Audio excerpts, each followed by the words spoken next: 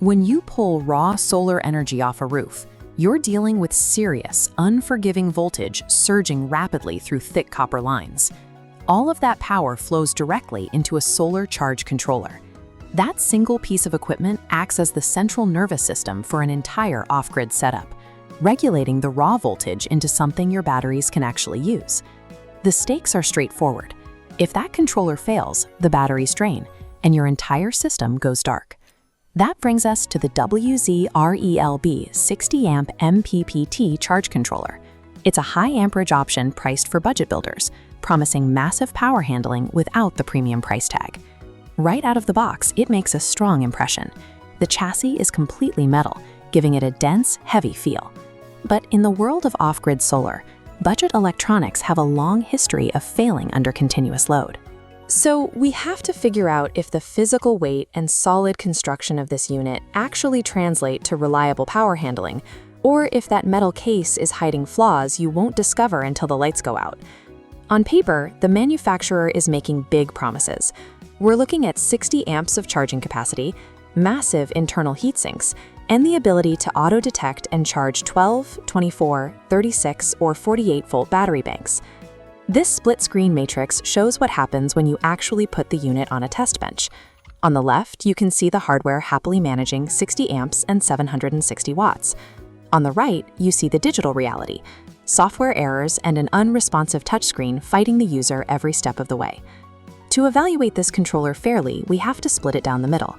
We need to measure the physical endurance of the metal and circuitry separate from the stability of the software running it. Solar builders generally fall into two camps.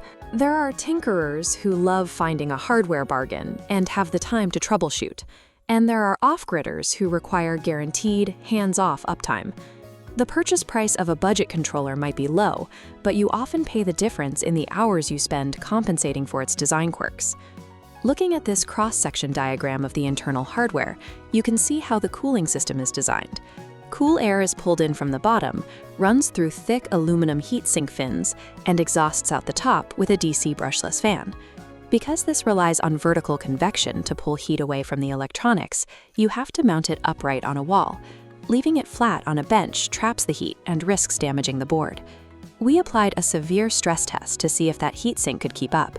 I pushed a continuous 54 amps, roughly 760 watts, straight through the unit and into a lithium battery bank. This line graph shows exactly how the controller handled that load. While the wattage input stayed maxed out over time, the internal temperature flatlined at a completely safe 112 degrees Fahrenheit. At 50 amps of continuous draw, the cooling fan runs constantly, but the air coming out of the exhaust is barely even warm. When it comes to raw current flow and thermal management, the physical engineering holds up. The unit easily handles heavy continuous loads without breaking a sweat.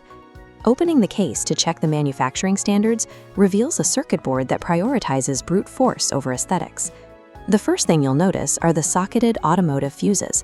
If a power surge blows a fuse, you can simply pull it out by hand and plug a new one in. You don't have to break out a soldering iron to fix a routine failure. But that user-friendly repairability sits right next to some very rough manufacturing choices.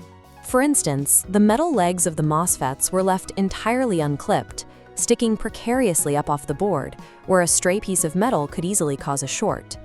They also relied on heavy solder blobbing, literally piling extra mounds of solder onto the traces by hand to ensure the board could carry enough current. The inside of this machine lacks the automated, pristine refinement of high-end electronics. Instead, you get a rugged, highly repairable board built to push heavy current and survive field repairs. Despite the solid internal engineering, there is a glaring mismatch between the controller's power rating and its physical exterior.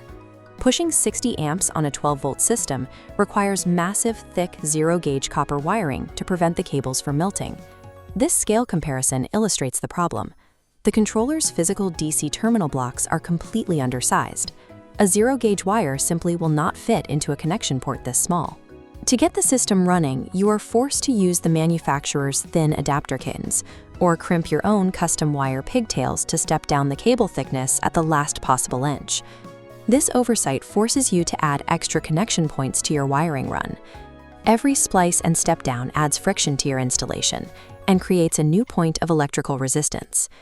While you can work around the physical terminals, the digital software managing the power is where the real compromises live. The unit runs an MPPT sweeping algorithm. This is a hard-coded set of instructions that tells the controller to constantly hunt for the most efficient voltage from your solar panels. As this graph tracks voltage over time, you see how rigid the algorithm is. The software repeatedly drops the system out of its optimal 55-volt charging state, plunging down to an inefficient 39 volts to perform a sweep, before climbing back up. But the critical failure happened during testing. The firmware completely crashed, the screen locked up, and the unit entirely dropped its 12-volt charging state, refusing to pass power to the batteries. This bar chart breaks down the actual time investment. It took minutes to rig the physical wiring, but it required hours across several days of troubleshooting, resetting, and fighting the firmware just to force the unit back into a working state.